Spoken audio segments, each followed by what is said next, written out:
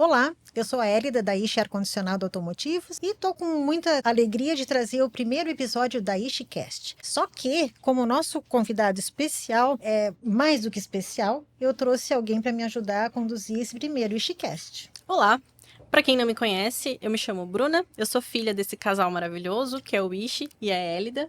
Estou muito feliz de estar aqui com vocês hoje. Eu sou médica veterinária, que não tem nada a ver com o assunto, né? Mas eu tive o privilégio de trabalhar com eles durante um período e aprendi muita coisa. Acabei me apaixonando pelo ar-condicionado, porque é uma área muito envolvente, tem muito conteúdo. Então eu trabalhava no escritório, quando vi eu estava lá embaixo de um carro, já estava colocando a mão na massa, passava o scanner, já estava na recicladora.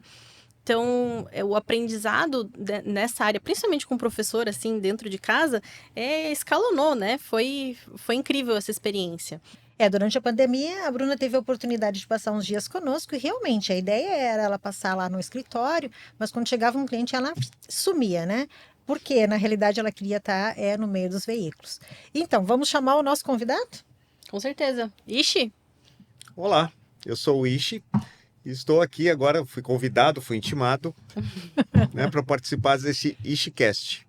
E falando, né, da Bruna, a Bruna também, além de ficar às vezes trabalhando nos carros, ela acabou participando das aulas e no final ela já estava até dando aula junto comigo. As Então aulas foi bem práticas, sim. interessante. Nesse período eu pude gravar alguns conteúdos também, de forma muito amadora, mas foi muito interessante. Conteúdos, a maior parte deles temporários, né? Não estão mais lá nas outras plataformas, mas o nosso público ele é muito engajado, é muito legal, porque o pessoal é muito comunicativo, sempre pergunta, manda dúvida, relata coisas. Então eu fui me envolvendo ainda mais por conta dos nossos seguidores, né? Muito Sim, bacana. Eu fui aprendendo. Às vezes eles perguntavam coisas cabulosas e eu tava no início ainda. Então eu ia lá, pai, olha isso, o que que é isso? Aí ele me explicava, eu passava, transcrevia para os alunos, ou então pessoas que nem tinham realizado o treinamento conosco, mas que de vez em quando apareciam com uma dúvida ou outra, e isso me ajudou muito, né? Ensinar a gente acaba aprendendo, né? Sem dúvida. E, inclusive, ela participou de uma Automec conosco. E a última Automec, eu até brincava, o pessoal chegava lá e perguntava, como é que tá a Bruna? Eu dizia, eu tô bem, obrigado, porque eles perguntavam antes pela Bruna do que por mim. Foi uma oportunidade muito interessante, né, Ishi, da Bruna lá na foi excelente, Automec. excelente. Nós não podemos deixar passar as oportunidades. Ela apareceu, tem que participar. Mas, voltando ao ISHICast, vamos tentar explicar para o pessoal o que é esse ISHICast.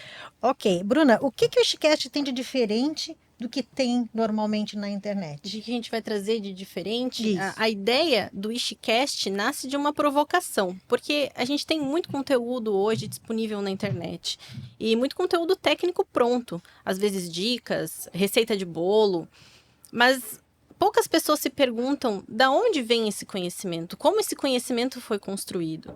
E é aí que a gente entra com um assunto para trazer os protagonistas. A ideia do ISHICast é trazer a origem e não só replicar conteúdo técnico. Então, quem viveu e quem vive dentro da oficina, no ar-condicionado automotivo, tanto na indústria também, trazer esses personagens para montar e para explicar como é o cenário atual, como que nós viemos até aqui, numa linha do tempo, né? Então, além de conteúdo técnico, a gente vai ter muita história real aqui para contar para vocês. Ishi, que tipo de convidado nós temos interesse de trazer para o Ishicast? Bom, a ideia, como a Bruna falou ali, claro, é trazer alguns técnicos, né, das oficinas, mas também trazer distribuidores de peças, fabricantes de peças, né, o pessoal até que lida com direito ao público. Então, abranger para tentar trazer informações para o dono da oficina, tanto assuntos técnicos e também aquela parte que fica nos bastidores, onde nasce a peça, onde ela é fabricada, como ela chega e depois o direito do consumidor. Os Tentar processos. pegar de ponta a ponta e falar um pouco também sobre preço, né? Tudo isso para o pessoal que está nos assistindo tentar trazer essa informação para eles. A gente nota que na história muitas coisas são contadas de forma que não foi exatamente como aconteceu. E a nossa ideia é trazer o próprio protagonista, que a pessoa conte a sua história da sua maneira, da forma que se interpreta, né? Então, tentar trazer desde fabricantes de componentes, de insumos, porque muitas vezes a pessoa fica pensando, tá, aqui está o fluido refrigerante, mas como é que ele foi fabricado? Como é que ele foi parar lá dentro daquela botija, né?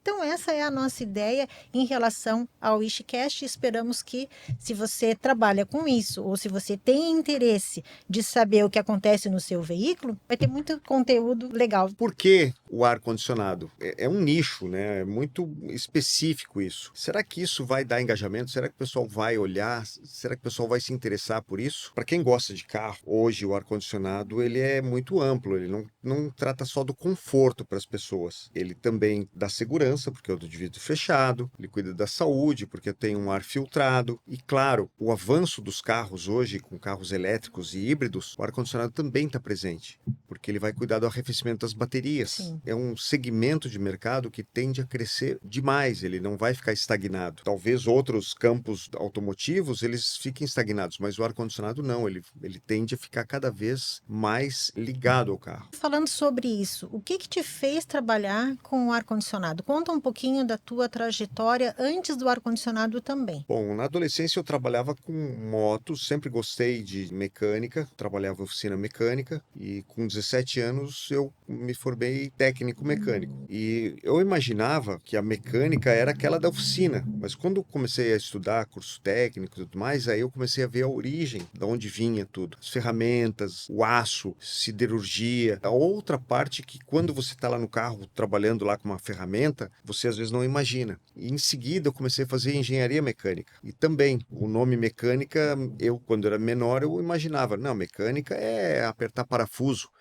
Mas tanto no curso técnico quanto na engenharia eu observei que ali nós estudamos a base do negócio, como é que é feito tudo. Claro, também trabalhei muitos anos na indústria de autopeças, fazendo junto com cinética, forjaria, usinagem, manutenção industrial. Tudo isso, vamos dizer assim, somando, me deu muita base. E o que despertou o ar-condicionado? Isso foi lá por 95, 90, por aí. Tá, mas antes disso, só um pouquinho. Você esteve no Japão também. Conta para nós sobre o tempo que você teve no Japão, o que que você trouxe de bagagem de conhecimento O de que te lá. agregou? E lá por 91, por aí eu fui para o Japão, trabalhei um ano lá, também na indústria de autopeças, na produção. Eu trabalhava no interior do Japão e achei que o pessoal lá é muito disciplinado. Ninguém precisa ficar cobrando horário. Tal hora você tem que trabalhar, então você já está pronto alguns minutos antes, em frente à máquina. Ninguém fica te cobrando, vamos lá, vamos lá. O pessoal sabe o que tem que fazer e faz. Muito comprometimento, eu observei, e disciplina. Eu lembro que você comentava que durante o expediente ninguém ficava falando sobre esporte, Não, sobre o que ia fazer final de semana, nada. ou você comentava que como é que é, chigotou, chigotou. É hora de trabalhar, é hora de trabalhar. Então, eles têm, na realidade, é uma disciplina, é isso? Exatamente. Infelizmente, né, não vejo isso tanto aplicado aqui. Isso é uma característica deles. E como eu era visitante, eu tentei acompanhar o ritmo e não lutar contra aquilo. Eu tentei absorver isso. E foi, claro, muito interessante. Isso traz segurança, isso traz estabilidade, uma série de vantagens, né? Um povo que é muito disciplinado. E te traz uma maior produção também, porque você foca naquele momento que você está trabalhando, você vai trabalhar com qualidade, com excelência e vai fazer uma maior produção com excelência, porque tu não está Sim, perdendo tempo ou perdendo o teu foco com outros assuntos, né? exato. De novo, é comprometimento. O pessoal busca vamos dizer assim, a perfeição ou uma qualidade superior. É um comprometimento. Eu lembro que uma vez você comentou que você chegou cedo no serviço e tinha um senhorzinho que chegou bem cedo e estacionou o carro bem longe lá no Japão. Conta um pouquinho sobre esse episódio para o pessoal ver a diferença cultural em relação ao que acontece conosco. Realmente, eu ia trabalhar de bicicleta, eu morava acho que uns 4, 5 quilômetros da fábrica, e no inverno, muito frio, talvez até ciclone passando, né, tempestade. Então, eu cheguei de bicicleta mais cedo, todo cheio de plástico e capuz, e vi um senhor que estacionou o carro longe do portão da fábrica. E depois, lá dentro da fábrica, eu questionei ele: por que o senhor estacionou tão longe? O senhor chegou cedo, podia ter aproveitado a vaga do lado do portão. E ele olhou para mim e falou: não, eu estaciono longe, porque o pessoal que chegar mais tarde, chegar atrasado, vai poder estacionar mais próximo da entrada, para não prejudicar eles. Então, o pessoal pensa muito nisso. Pensa Achei no outro, né? muito interessante, né? Por exemplo, naquela época, você ia andar de ônibus, tinha ar-condicionado. Mas se alguém abrisse uma janela, antes de sair do ônibus, ia lá e fechava. Não deixava aberto. Ou se você encontrar uma coisa errada, alguma coisa. Eu aprendi isso também quando era pequeno, na quarta série. A professora, ela, ela contou um caso na aula que eu achei bem interessante. Havia uma senhora que queria contratar uma empregada, Ah, eu lembro dessa. né? Isso eu estava na quarta série, eu escutei essa história e me marcou muito. E essa senhora colocou o anúncio no jornal e começaram a chegar as candidatas. A primeira candidata veio, bateu na porta, a velhinha abriu, né? Pode entrar. Só que ela deixou uma vassoura atravessada no meio do corredor, entre a porta e a senhora.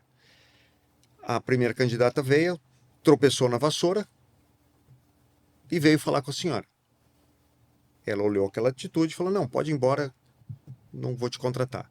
A segunda pessoa veio, tropeçou na vassoura, chutou a vassoura para o lado e aí veio falar com a senhora. E a senhora também falou: olha, não vou te contratar, vai embora. Quando veio a terceira candidata, a vassoura continuava ali no meio do corredor. A candidata veio, antes de chegar na senhora, ela viu que a vassoura estava no meio do caminho, pegou a vassoura, levantou, colocou ela de lado apoiada direitinho, e aí veio falar com a senhora. E a senhora que estava contratando falou: olha, você é a candidata certa. Você está contratada pelo Você está diferencial. contratada. Você tem atitude. Você faz sem precisar alguém ficar mandando. Você viu que está errado, corrige. E são pequenos gestos que fazem toda a diferença, né? Exatamente. Então, nós observamos isso o dia todo, né? No trânsito, nas atitudes das pessoas, no supermercado, em qualquer lugar. As pessoas estão deixando tudo para os outros fazerem. Se vê um saco de lixo na rua, o pessoal tropeça naquilo e não pega e põe na lixeira. Às vezes até coloca mais um saco, porque já tinha um Pois saco é, ali não, mas mesmo, todo mundo né? faz. Ou o outro ali está Infelizmente. fumando e joga a bituca de cigarro no ralo da rua. Aquilo vai entupir. Aquilo não é cinzeiro. Mas são pequenas atitudes, né, que vão somando. Que fazem a E diferença. depois o pessoal reclama do estado que a gente está. Né? Mas as pessoas não tomam atitude. Ok, e voltando para a GKN que você trabalhava, Álburos, transmissões homocinéticas e tudo mais. Você chegou a montar uma fábrica em Charqueadas e tudo mais, você tinha bastante compromisso em relação a isso, né? Eu tinha uns 24 anos, eu acho. E aí participei da equipe que montou uma fábrica do zero, uma forjaria de precisão, lá em Charqueadas, no Rio Grande do Sul. Foi um período muito intenso, aprendi muito, né? Felizmente eu tive ótimos colegas e gestores que me ensinaram muito, que nos guiaram para a execução dessa obra. E sem dúvida ali o pessoal estava muito engajado. Foi Essa realmente. fábrica ainda existe? Sim, hoje ela é uma referência mundial, inclusive no quesito de forjaria de precisão. Ela é uma fábrica, vamos assim, benchmark, né? Uma fábrica expoente. Que bacana. E você, então, ajudou no planejamento, Qual que era o seu papel nisso tudo? Sim, sim. A maior parte dos engenheiros ficaram envolvidos com produção, com processo. Foram estudar o processo de forjamento. Mas eu fiquei envolvido na parte de montar a fábrica, ou seja, comprar os equipamentos, ponte rolante, fazer uma estação de tratamento de efluentes, uma subestação, caixa d'água, refeitório. fluxo do material, do forjado dentro da fábrica, Uma logística em a relação a logística, a isso. entrada do aço, a saída da ponta de eixo, abastecer outras fábricas. Então, naquela época não tinha muito recurso de computadores, né? Você tinha que imaginar aquilo e tentar desenhar e pôr no papel para montar isso e explicar isso para um arquiteto, para um engenheiro civil, para um engenheiro químico e fazer toda essa turma pensar da mesma forma. Ó, a fábrica vai ser assim. Eu lembro que você fez isso e colocou num disquete naquela época, né? Ah, é, eu usava um programa em DOS ainda, né? Era um floor plan. Que Desenhava bacana. toda a fábrica, assim, era muito bacana. E com todo esse envolvimento, por que você saiu de lá? O que que te fez trazer É, a parte de eu fiquei ar-condicionado uns ali? 15 anos trabalhando nessa fábrica, foi excelente, mas chega um ponto que a vida, né?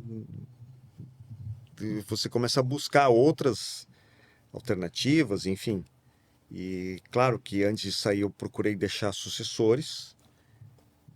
Foi uma saída tranquila da fábrica, mas o que me chamou atenção antes de sair foi, eu na época, isso foi 95 por aí, eu, nós tínhamos um Ômega, um Monza e um Cadete.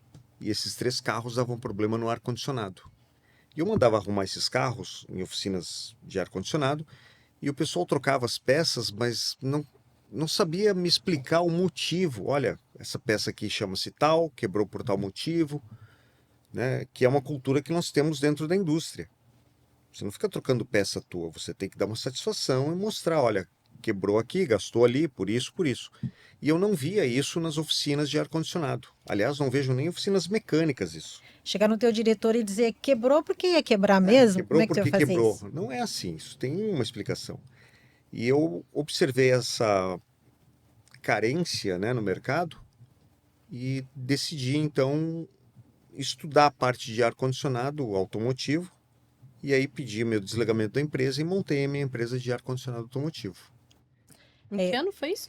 é Foi em assim, ó, 99. 99. isso que ele pediu desligamento, sim. E em 96, quando a senhora nasceu, nós já tínhamos, no caso, o Jason e o Bruno.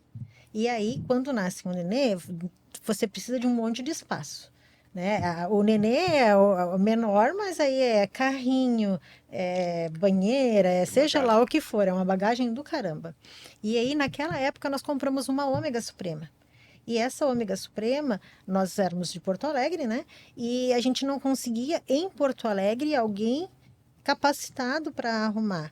Como a família do Ixi de São Paulo, quando nós fomos de férias, nós levamos o carro sem estar com o ar-condicionado funcionando, onde o Ixi levou para São Paulo para conseguir o conserto, né? E a diagnose foi uma tal da canetinha cara pra caramba.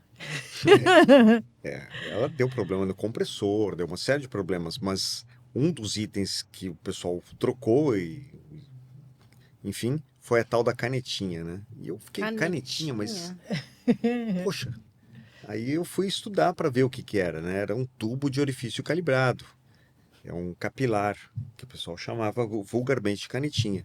O problema desses nomes, vamos dizer assim, populares, é que muitas vezes eles diminuem o valor da peça. Imagina chegar no cliente, passar o orçamento, explicar como foi a diagnose. Ah, a gente tem que trocar uma canetinha. E aí passar um valor absurdo referente à canetinha. Isso não existe, E né? o pior ainda é dizer que, quando ele perguntou, né, mas por que que tem que trocar essa canetinha? Ah, porque estraga mesmo e tem que trocar. Então eu lembro que ele ficou furioso Isso e foi já realmente. começou a mexer assim com as lombrigas dele, né? É como você, por exemplo, vai num profissional, vai num médico, vai num dentista, vai num advogado. Você chega no médico, lá você está com uma ferida, você prefere que ele faça um exame e te diga: olha, isso aqui é uma contaminação por fungo, por não sei o quê, te dá um nome científico certinho. Ou ele olha para aquilo ali sem examinar direito e fala: ah, isso é bicheira, passa toicinho aí que deu. Opa! Né? Qual é a credibilidade, né? Qual é o valor que vai ter uma consulta dessa? Então, eu Não, imagino mas isso também numa oficina. o custo da tal da canetinha era bem caro, inclusive. Eu lembro disso. Ok. Isso fideliza muito o cliente também. Eu me recordo que quando eu trabalhava lá na oficina, eu passava toda a diagnose para eles. E muitos deles ficavam impressionados e gratos pela explicação de o que está acontecendo no meu carro. Ah, o compressor deu problema e tal, tem que trocar o condensador. Por que tem que trocar o condensador? Aí eu vinha com o condensador já quebrado, Cortado. cortado no meio, eu mostrava as aletas, porque alguns perguntavam, Os tubos. dá um ar Passa um ar comprimido, aí passa um pra comprimido para limpar. limpar, isso limpa tudo. Falei lá na outra oficina, falou que limpa, e aí eu mostrava os orifícios, e como não tinha como fazer esse procedimento mais em carros atuais, Mais né? modernos. Mais modernos, e aí o cliente entende o que está acontecendo, ele entende que não estão passando a perna nele, e muitos têm curiosidade por mecânica mesmo, né? Muita gente gosta de carro, então é importante quem é de oficina explicar para o teu cliente o que é, o que está acontecendo, por que tem que trocar. Isso tudo. Eu acredito que vai ter clientes para todo tipo de situação. Tem cliente que quer jeitinho e fica contente com uma explicação mais rudimentar, né? Uma explicação mais chula, mais popular. Mas tem clientes também que valorizam uma explicação mais técnica, né? Mais aprofundada, com mais base. E claro que quem está nos vendo pode optar por que situação, como é que ele vai se portar perante o público, né? Mas eu defendo muito essa qualificação, uma valorização do serviço, uma explicação mais técnica. Agrega muito valor, né? Porque eu me vejo sempre como cliente.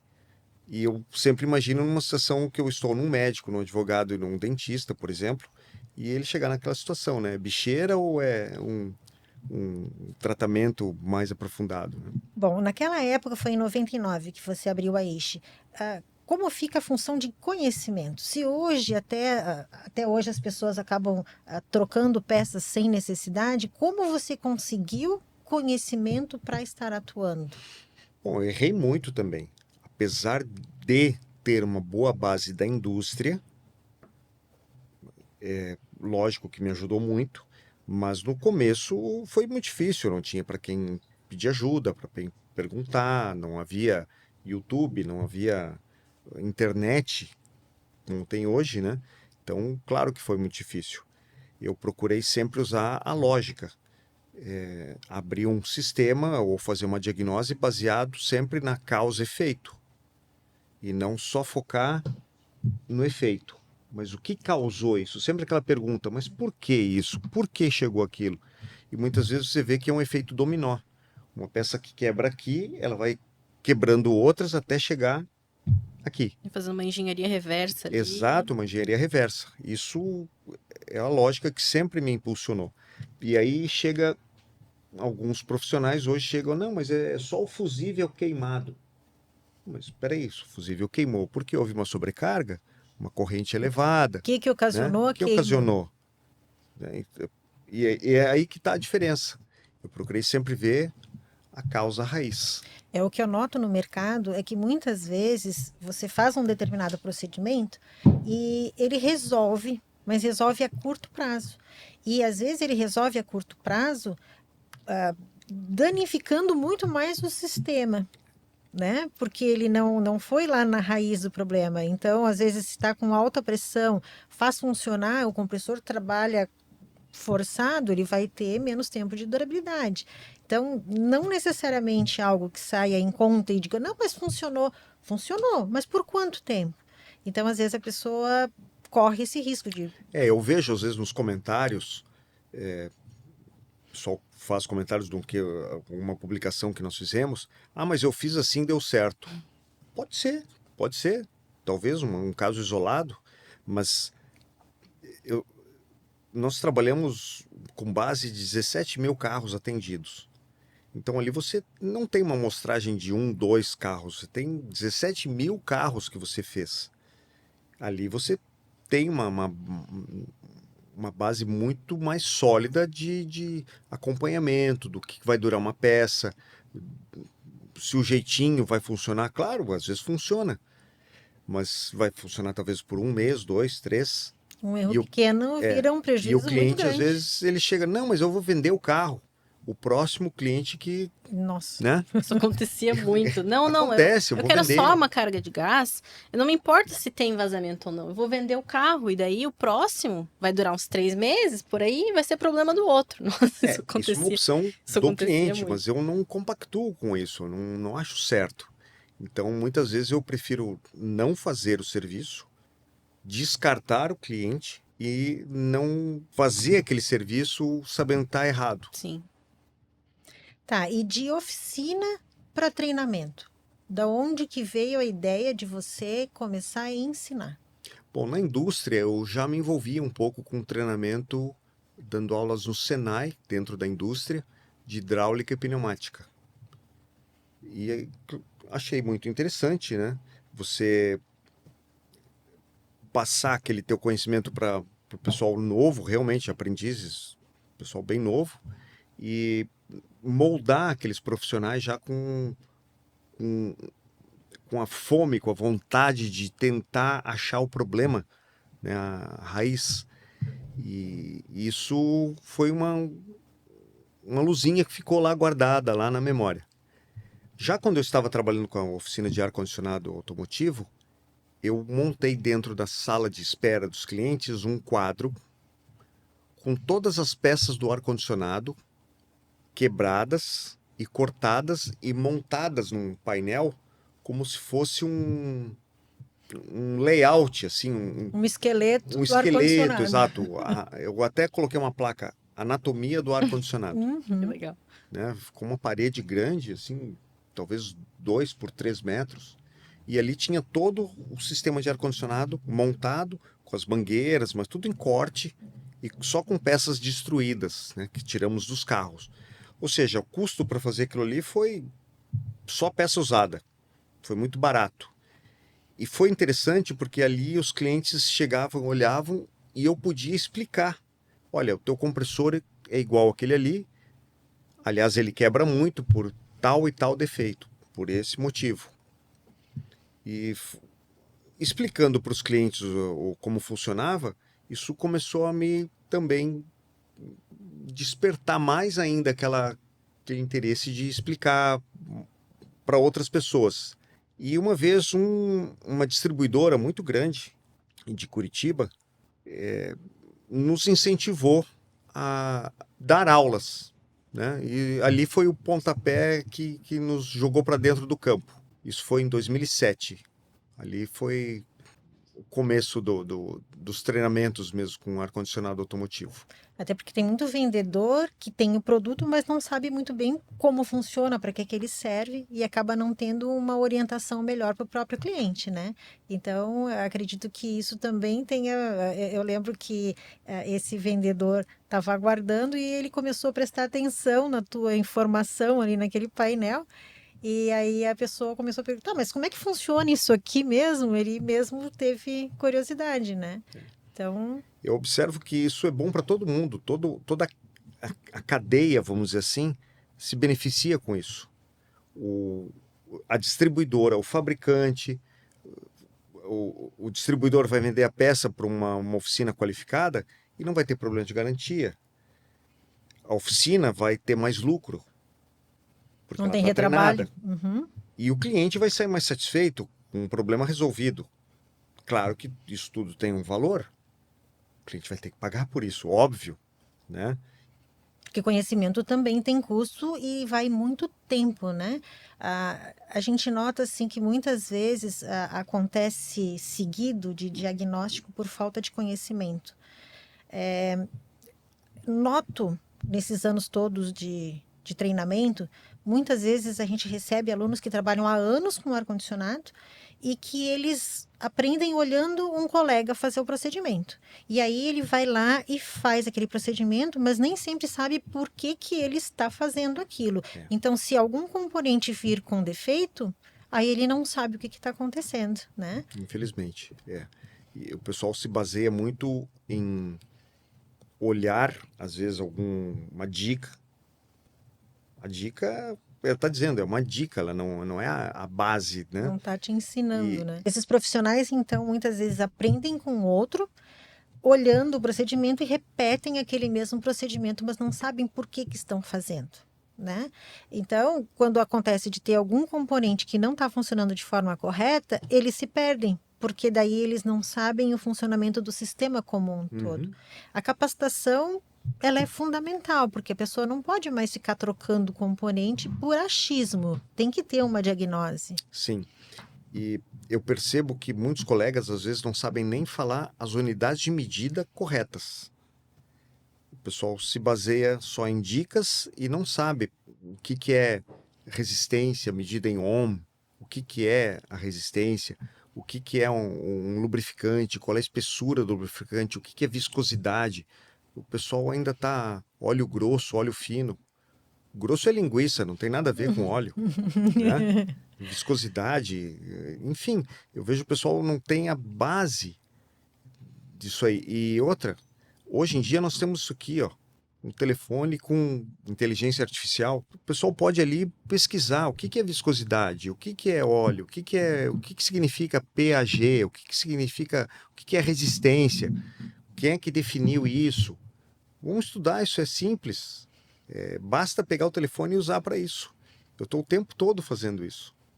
Antigamente se tinha que ir numa biblioteca, pesquisar, levava tempo, usar microfilme. Hoje você tem tudo aqui, ó. Sim, E eu quando vejo que o você pessoal não começou, usa. quando você começou, foi em 99, né, a trabalhar com ar-condicionado, não tinha nada dessa tecnologia. E quando inventaram o ar-condicionado, as pessoas tinham que ir da Europa para os Estados Unidos, de navio e tudo mais, para conseguir chegar nas informações. Hoje está tudo mais instantâneo. Mas, por incrível que pareça, eu noto assim, ó, quando a gente faz alguma postagem no Instagram, por aí, existem comentários que eu fico preocupada que até hoje as pessoas fazem um comentário antes mesmo de se questionar em relação ao comentário que fez, né? Falta muita interpretação também, o pessoal. Também. Eu faço assim, sempre fiz assim. Uhum. Poxa, Inclusive, vamos evoluir, né? em relação a óleo, por exemplo, tem um aluno que entrou em contato conosco essa semana, que ele fez o treinamento faz, acho que uns 15 anos, né? E ele está dizendo, não, porque eu uso o óleo PAG 150, eu digo, para tudo, calma, né? Aí eu até brinquei com ele, qual é o celular que tu tinha 15 anos atrás, quando você veio? Será que mudou a tecnologia no sistema do ar-condicionado também? Né? Não, mas é que o Ishi disse que era esse. Sim, naquela época, linha agrícola e tudo mais era, mas a pessoa tem que estar tentando se atualizar, né?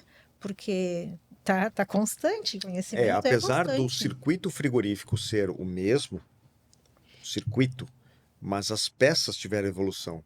As classes de tolerância mudaram, os materiais mudaram.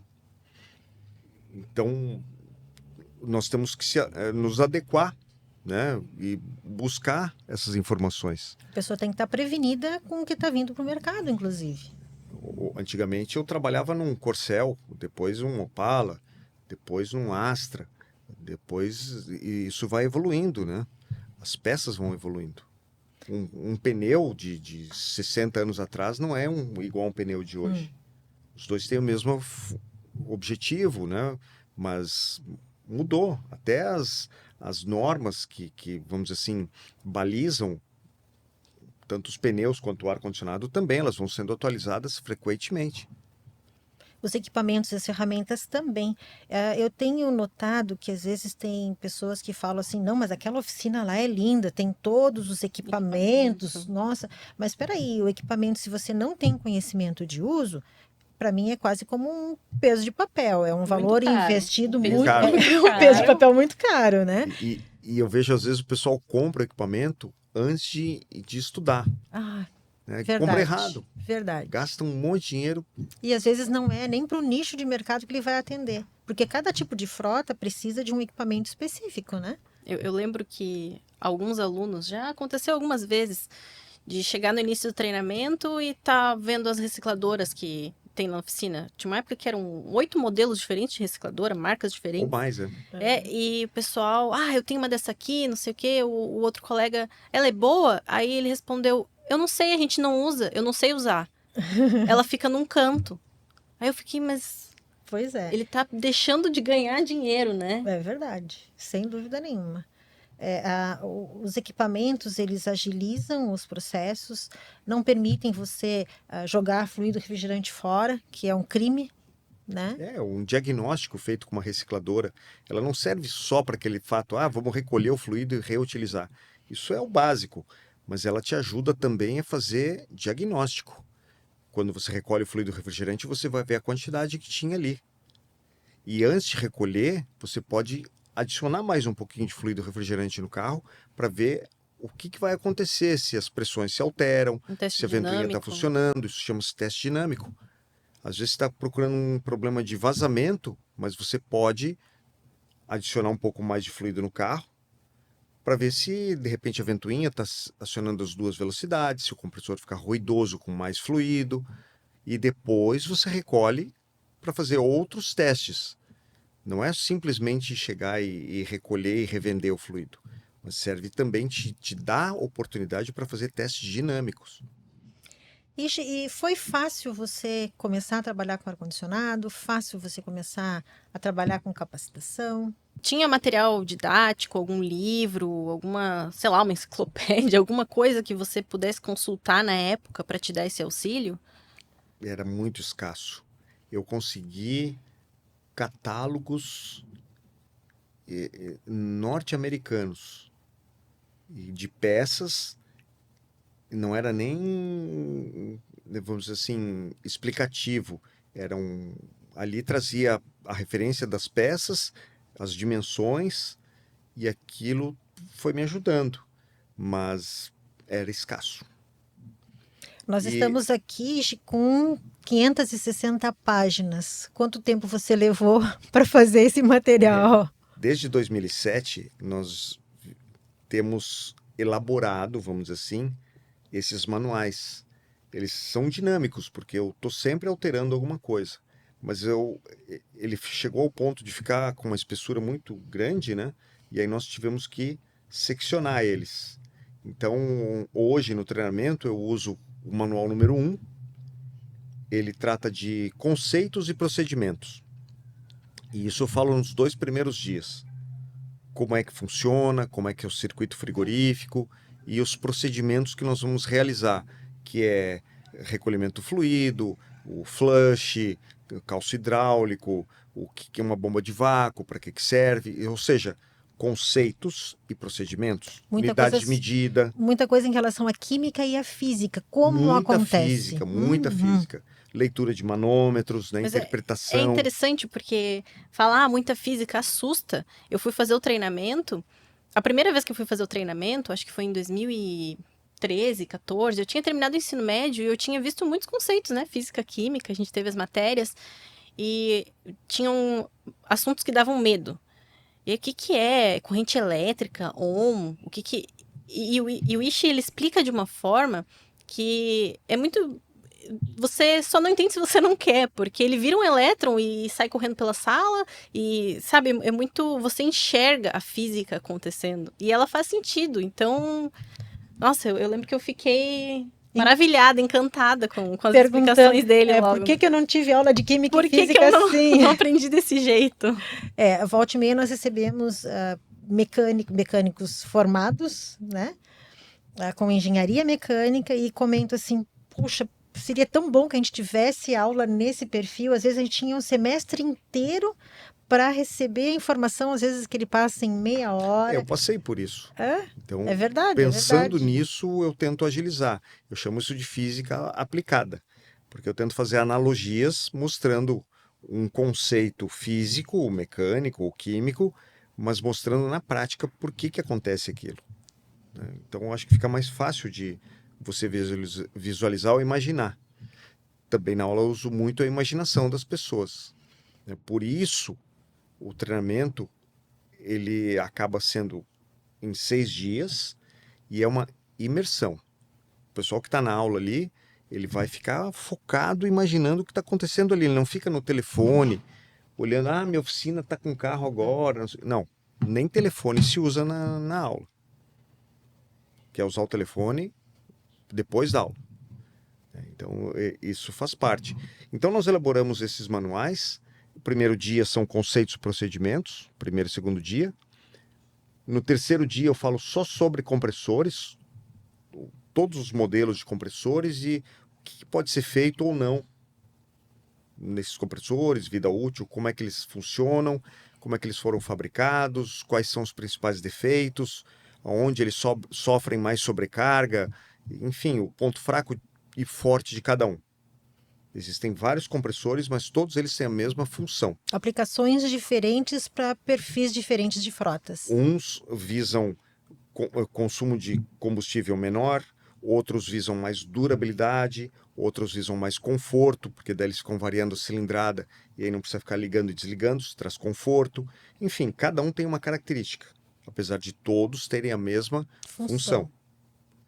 Na quinta-feira, que é o quarto dia de aula, eu falo sobre todos os componentes menos o compressor. Aí nós entramos detalhadamente dentro do condensador, dos trocadores de calor, os chillers, as ventoinhas, aí vamos... A parte de arrefecimento. Né? Ventoinhas elétricas, ventoinhas mecânicas, hidráulicas, entramos em todas elas para entender como funcionam, porque também tem vários tipos de ventoinha, mas todas elas têm a mesma função, só que algumas são com fabricações diferentes.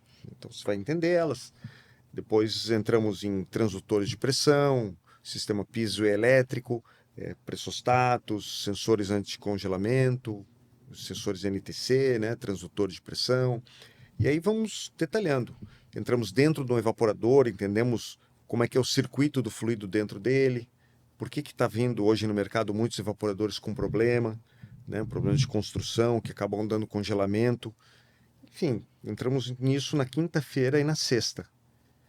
E o manual número 4, ele trata um pouco da elétrica eletrônica, conceitos e dicas de remoção de painel.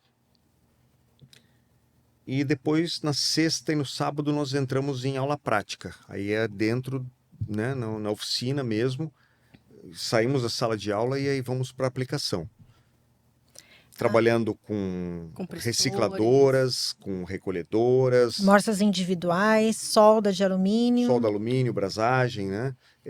Limpagem de mangueiras. Limpagem de mangueiras, compressores, nós fazemos troca de rolamento, troca de vedações, vedação deles depois com pressurização em tanque d'água. Interpretação de scanner. Sim, scanner, Ok. osciloscópio. Mas deixa eu voltar. A Bruna comentou que durante as aulas de Química e Física você vira até elétron. Como ficou a função do teu acidente em relação a isso? Bom, em fevereiro de 2024, Exato. eu sofri um acidente. Estava andando de bicicleta e capotei com a bicicleta, bati de cabeça, quebrando o capacete. E isso quebrou várias vértebras cervicais e torácicas. Foram várias. E isto me deixou imediatamente, logo segundos depois do acidente, eu fiquei paralisado do pescoço para baixo. Até o diafragma parou de funcionar. Então, eu tive a sorte de estar com amigos, conseguiram, vamos dizer assim, me ajudar a voltar a respirar. Enfim, fui para o hospital, fiz 3 cirurgias. Você teve lesão na medula, que é um dos problemas maiores. Você chegou a ficar tetraplégico, né? Fiquei tetraplégico e, inclusive, a medula foi ferida, vamos dizer assim, né? Fora o problema ósseo, várias vértebras quebradas, também teve um problema de interferir na medula. Teve um edema medular bem importante. Exato. E ainda no hospital, saindo da UTI, eu comecei a mexer o dedo, né, do pé. E aí a coisa começou a melhorar. Devagar, né? Bem bem lentamente. devagar. No início, quando eu voltei para casa, tinha que me movimentar com panos, toalhas. Aí os amigos fizeram uma vaquinha, me deram um guincho. Um guincho. Né? Eu tinha que tomar banho com guincho. Os amigos trouxeram uma cama hospitalar também. Os amigos ajudaram muito nesse processo. Mas você teve E que vocês duas, aprender. claro, óbvio, né? Você teve que aprender a respirar, a engolir, A falar, a falar. tudo a de novo. falar. Tudo de novo. Eu me lembro no hospital tinha uma fonoaudióloga, eu não conseguia falar direito, né? Exato. Travava tudo, eu não conseguia engolir saliva. Ah, Travou eu- tudo. Lembra a eu história que lembro ele queria água e aí a gente dava naquele palitinho para ele sugar, Era ele uma água, ficava não era brabo. líquida. Eu lembro que em um Era uma dos água com mais dias, viscosidade, era exatamente. viscosidade. Teve um momento, depois que você saiu da UTI, no tempo que ficou no quarto, que você tava com medicamentos fortes sempre, e dormindo, você começou a falar, aí eu olhei assim pra você, que você queria alguma coisa, e aí você começou, não, porque o transdutor de pressão, nananã, e começou a explicar um monte de coisa, dormindo. E eu, meu Deus, mas esse homem não para nem no hospital. Esses medicamentos me deixavam alucinando. Eu via um filme de ficção na minha cabeça. Eu lembro que na UTI você começou a falar algumas coisas sobre compressor, mas na UTI você não pode entrar com telefone celular. E você falou umas coisas tão interessantes e eu não tinha como anotar nem nada, mas eu estou para te dizer que talvez você estaria reinventando alguma coisa e nós perdemos essa É, oportunidade porque não pena tinha que como não dá documentar, para né? lembrar. Muita coisa eu não lembro mais. Mas enfim, a recuperação, estou em recuperação ainda, tem sido muito árdua, né? Meus amigos, meu irmão, o Fon, no início eu não movimentava as mãos. Aliás, eu não Não consigo movimentava fechar nada. direito ainda, né? Mas eu me lembro que ele tentava dobrar os dedos um por um, fazer massagem. Eu fiquei com hipersensibilidade na pele, do tronco para cima. Então, só o vento já doía tudo, parecia que eu estava todo queimado. Até hoje é assim. Então, a recuperação é muito lenta, mas, claro, tem uma série de fatores que me ajudaram. Orações dos amigos, das pessoas que eu nem conheço, pensamento muito positivo, Eu lembro né? que A quando dedicação você... de vocês, óbvio, fisioterapia direto, mas muitas vezes, fazendo exercícios, fisioterapia, a lágrima corria de dor. Olha, muitas vezes dá vontade de largar. E eu acredito que tenha pessoas que largam, que abandonam, que falam, não, não vai dar. Se eu tivesse pensado dessa forma, eu não estaria hoje aqui me movimentando. Eu já consigo andar sem a bengala, mas ainda com deficiência, Algumas restrições, né? né? Levantar a perna, movimentar os braços. E isso na aula também atrapalha um pouco. Por isso hoje eu tenho o Emerson, que é o meu colaborador, e ele é um instrutor que ajuda na aula. Porque eu, Principalmente nas aulas práticas. sim, porque eu já não consigo mais, vamos dizer assim, ter aquela agilidade que eu tinha de me transformar em elétron e fazer as coisas na aula, já não consigo mais. Então o Emerson está fazendo isso para não dar uma deficiência no ensino, Na né, no qualidade do treinamento. ensino. Então nós buscamos alternativas para suprir isso, porque eu pessoalmente já tenho uma certa deficiência nisso. De onde é que tu tira tanta energia? Alimentação. Determinação que eu comento, assim. É, quando eu fico ocioso, né, descansando, parado, eu não me sinto bem porque às vezes eu penso que eu não estou produzindo. Então essa fome de tentar sempre produzir algo é o que não me deixa ficar parado. É um problema psíquico, talvez. Talvez não seja um problema, talvez seja um benefício em relação a isso, né? Mas, Ixi, em relação a treinamento, alguma vez tu já teve vontade de desistir? Há muitas vezes, muitas vezes. Eu acho o máximo quando tu diz assim, ai, eu tô com vontade de sair correndo. Agora, depois do acidente, eu digo, vai, sai, corre! Não posso mais sair correndo, mas dá sim, claro, claro. Porque eu acabo me esmerando muito para que o colega entenda. E eu vejo que, por mais que você tente explicar de várias formas, o colega às vezes vem com uma formação já viciada, né, por algum mito que ele tem anterior, e aí para tirar aquilo, para apagar, para redesenhar isso na mente da pessoa é muito difícil. Trabalhoso, né? É muito difícil. Às vezes é melhor você pegar um aluno que nunca trabalhou com ar-condicionado, mas que tenha conhecimento em elétrica, né? A pessoa, inclusive, assim, ó, muitas vezes tem pessoas que ficam chateadas comigo, tá? A gente quer a pessoa como aluno? Sim, mas não queremos vender um treinamento, simplesmente. Nós queremos vender um conhecimento, uma especialização. Então, se a pessoa não tem conhecimento na elétrica, a pessoa vai sair, inclusive, frustrada, porque não vai conseguir absorver todo o conteúdo. O nosso curso não é um curso de elétrica básica. Nosso curso envolve a elétrica e a eletrônica, mas se a pessoa não souber o nome dos componentes, quais são as funções dele, vai chegar ali na hora que a gente vai falar e que a pessoa não vai conseguir entender. E esse não é o nosso intuito. O nosso intuito é que a pessoa seja muito bem sucedida. A maior parte dos nossos alunos são referência na região onde trabalham. Nós queremos que isso permaneça. Então, não é nada contra a pessoa. O ideal é que realmente a pessoa tenha esse conhecimento para sair com uma bagagem e se sentir seguro de realmente estar atuando, né? Hoje, em 2026, nós temos cerca de 3.000 alunos. Cerca de 3.000 alunos. E muitos deles estão muito bem. Graças a Deus. Alguns, e o claro, empenho nele. alguns já morreram, alguns mudaram de profissão. Claro, isso muda muito, né? Mas eu vejo uma turma bastante atuante e até influente no mercado.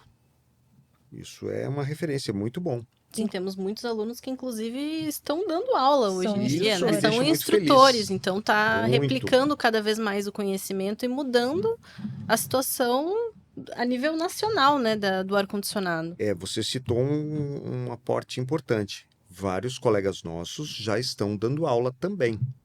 E eu fico muito feliz com isso. Isso nos realiza, vamos dizer assim, nos deixa muito realizados. Esse é o teu legado, então. É, Faz parte sem do teu dúvida. legado. Eu vejo que alguns colegas voltam, tem colegas que já fizeram 3 vezes o treinamento. E cada vez levam alguma coisa a mais e eles já estão replicando isso. Eu fico muito contente com isso. Porque, claro, não vou dar aula o resto da vida. Eu tenho um limite, até físico. E eu pretendo que outros colegas continuem com isso. Ixi, muitas pessoas nos pedem esse material gravado, uma videoaula ou aula online, como eles falam. Eu sei que você sempre comenta que é importante a pessoa ter a ferramenta, ter o equipamento, fazer a aula prática. Você vê a expressão, aquela testa franzindo, opa, peraí, ele não entendeu direito, e tu tem 2, 3, 4 formas diferentes de explicar o mesmo conteúdo. Sim. Né? A aula presencial é o que eu sempre achei o correto. Mas, claro, há um pedido muito intenso de que nós façamos aulas gravadas. Eu prefiro, claro, a aula presencial. E sempre argumento que a pessoa, mas eu não posso sair da oficina. Pô, temos 3.000 alunos. Muitos deles não podiam sair da oficina também. Muitos deles, às vezes, não tinham nem dinheiro para fazer. E o pessoal dá um jeito. Basta querer. Eu também não andava. Estou andando. Né? Então, às vezes o pessoal se limita por pouco. E se o pessoal busca o conhecimento, tem que ir atrás, tem que fazer um sacrifício. Mas, mesmo assim, é bem possível que nós façamos aulas gravadas no futuro. A gente está se movendo para isso, para que façamos aulas gravadas. Não vai substituir uma aula presencial, mas vamos tentar levar esse conhecimento, né, via... É que tem muitas pessoas que eles argumentam que não é só o fato de se deslocar, né? Este tem um custo para vir até Balneário Camboriú, onde é o nosso centro de treinamento, né? E muitos teriam acesso a esse material. Sim. Então, realmente a gente está tentando... É um outro público, né? Sim. É um outro público. E alguns até comentam que a intenção é começar, para pelo menos começar certo, para depois no futuro, quem sabe, conseguir vir. Talvez. Temos alunos de outros países, inclusive. Imagina claro. O deslocamento para eles virem até aqui e tudo mais, né? É muito engraçado, às vezes as pessoas que estão... eu tô muito longe, eu tô em São Paulo.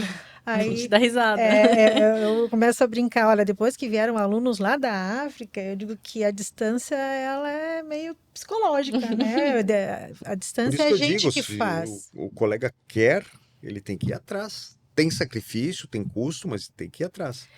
E muitos relatam que se arrependem de não ter vindo antes. Depois Porque que faz o treinamento. Exato, porque assim, ó, a pessoa trabalha, abaixa a cabeça, trabalha, e ela não tem tempo, às vezes, de pensar por que ela está fazendo aquele procedimento daquela forma. Ou até como otimizar o procedimento, Sim. né? A gente... E nós somos pagos para trazer exatamente esse diferencial, né? Então, no momento que a pessoa vem, muitos ainda comentam assim, eu levava, sei lá, 1h30, o Ishi me ensinou, não leva 15 minutos, eu tava perdendo já ouvi em muitos tempo. treinamentos. E não é um atalho ou uma gambiarra. Não, é um procedimento. É um procedimento. Assim como no hospital. Às vezes você abria toda buchada aqui para fazer uma operação. Hoje faz uma laparoscopia, né? Aham. E com um Com furinho e furinho. faz a mesma operação. E por que nós não podemos fazer isso também? Tem que evoluir o processo. As ferramentas têm que evoluir. Assim como as peças evoluíram, nós também temos que buscar isso. E não ficar preso a mitos e costumes do passado, que servem de base, lógico, Sim. mas isso pode ser evoluído. E é isso que nós tentamos mostrar no treinamento. Ishi, hoje, valeria a pena construir tudo do zero, começar do zero em ar-condicionado automotivo? Se você fosse mais jovem, você trabalharia com ar-condicionado? Com certeza. É uma área muito legal, muito boa. Ainda mais hoje, que né, tem muito mais Mas isso tecnologia é e uma tudo, né? característica. Eu não sou um cara comercial, então aplicar em bolsa de valores ou vender carros, sei lá, não é meu perfil. Eu sei que tem pessoas que têm um perfil como o meu, que poderiam ter essa facilidade de trabalhar com ar-condicionado. É E o uma área muito mercado boa. pede muito isso, né? É. Tem falta de profissional. Inclusive você, que hoje é médica, né? Eu não sei, mas você poderia ter uma carreira muito boa na parte do ar-condicionado automotivo. Olha, eu admito que eu fiquei muito dividida depois de trabalhar na oficina. Eu nunca consegui me desvencilhar do ar-condicionado, porque realmente é uma paixão. Então, eu fico com um pé na medicina veterinária, um pé no que está acontecendo ali na oficina, o que está lançando de diferente, como é que está o treinamento. É um mundo cativante mesmo. Inclusive, não só na realização profissional, mas como financeira também. Sim, eu vejo muitos alunos que estão aí decolando, sendo buscados de helicóptero, de jatinho para fazer o serviço lá. Nós temos alunos, muito bacana. No Mato Grosso, nós temos aluno que ele trabalha exatamente com jatinhos, né? E como as fazendas... Aviões, desculpa, são aviões. Tu falou jatinho, eu entrei no teu jato junto, entrei no embalo. E geralmente é monomotor e bimotor. E ele faz essas manutenções, e como as fazendas são muito longe, eles buscam de jatinho, não, de avião. É o Fabrício. Exato. Então, o mercado está aí. Se a gente, quando começou, eram poucos os veículos que tinham ar-condicionado, imagina agora, né? Toda a frota de caminhões, esses veículos híbridos e elétricos com novas tecnologias, temos muito mercado pela frente. Eu vejo que o número de profissionais aumentou também, Sim. Mas a frota é muito grande. Nós temos cerca de 45 milhões de carros rodando no país. Então você tem mercado para isso. E quando o colega vai montar uma oficina e trabalhar na área, ele não deve, acredito eu, uma sugestão, é se espelhar no concorrente. Porque daí ele vai ficar no nível do concorrente e vai ficar... Né, ele tem que se espelhar em algo acima. Tanto na precificação, tanto na qualidade do trabalho, né? Ele tem que se sobressair. Aí, claro que ele vai conquistar mais dinheiro, ele vai ter uma realização profissional melhor. Mas tem aquele também que vai se submeter a trabalhar por menos e vai fazer só jeitinho. Também é um mercado. Existe, tem cliente para isso. Tem. Mas acredito que ele não vai ter uma situação financeira tão gratificante assim. Porque se ele trabalha para um pessoal que não valoriza o serviço, ele se contenta em cobrar pouco e entregar pouco, ele vai ficar sempre no pouco. O erro no ar-condicionado automotivo custa caro, né? Assim, a diagnose errada custa mais caro. Eu noto assim, muitas vezes a pessoa fica chateada em relação assim, poxa, mas vai custar tudo isso. Gente, é o seguinte, quando estraga um compressor, esse compressor é um valor de um percentual de um veículo novo. É um compressor novo. Então, mas às vezes é quase o valor do veículo. Sim, o veículo ele entra em depreciação, mas se você colocar aquele componente novo, não é que o profissional está cobrando caro. É o valor que, se você fosse montar um carro do zero novo, seriam os valores que você precisa, Exatamente. né? E não adianta você fazer jeitinho, porque aquela história, a diagnose errada é a mesma coisa. Vou trocar o compressor, não troco o condensador. Fica óleo sujo, o óleo vai contaminar o sistema, Limalha. tem limalha, vai riscar internamente, o compressor vai durar menos. Então, vamos fazer uma última pergunta, Ishi. Você que trabalhou, então, numa indústria, como funcionam os componentes de reposição? Eles são iguais a quando você está comprando um carro novo, que você fornece lá para a montadora? Que qualidade que costuma ter isso? Bom, isso depende. Depende a indústria, depende o fabricante, mas há, vamos dizer assim, duas vertentes. Existe aquela montadora que faz a peça e fornece para uma montadora de carros, já com uma qualidade, com uma especificação. E